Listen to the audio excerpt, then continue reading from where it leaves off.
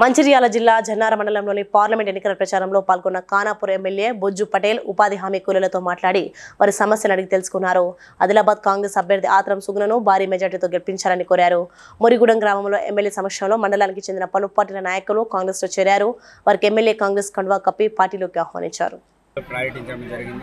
పొద్దు నుంచి కూడా ఒక 4-5 గ్రామాలకు సంబంధించిన ప్రజలందరినీ కూడా క్షేత్రస్థాయిలో వెళ్ళి ఉపాధి హామీ పథకం సంబంధించిన పని ప్రదేశాలలో వెళ్ళి విజిట్ చేసి వాళ్ళ సమస్యలన్నీ కూడా అడిగి తెలుసుకోవడం అనేది జరిగింది.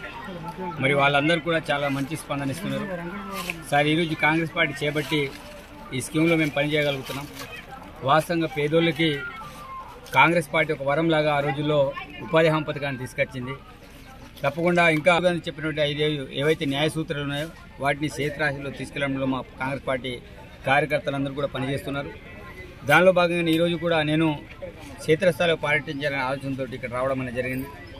తప్పకుండా ఈ ఎన్నికల్లో కాబట్టి మనం అక్షరకంబంలో ముందు వరుసలో ఉంటే ఆదిలాబాద్ జిల్లా మరి పార్లమెంట్ నియోజకవర్గం మరి తప్పకుండా ఈ ప్రాంత వాసులందరూ కూడా ఈ ప్రాంత బిడ్డని ఆశీర్వదించి మరి గెలిపిస్తే తప్పకుండా ఆమె కూడా నాలాగానే పార్లమెంటు గెలమెత్తుతుంది.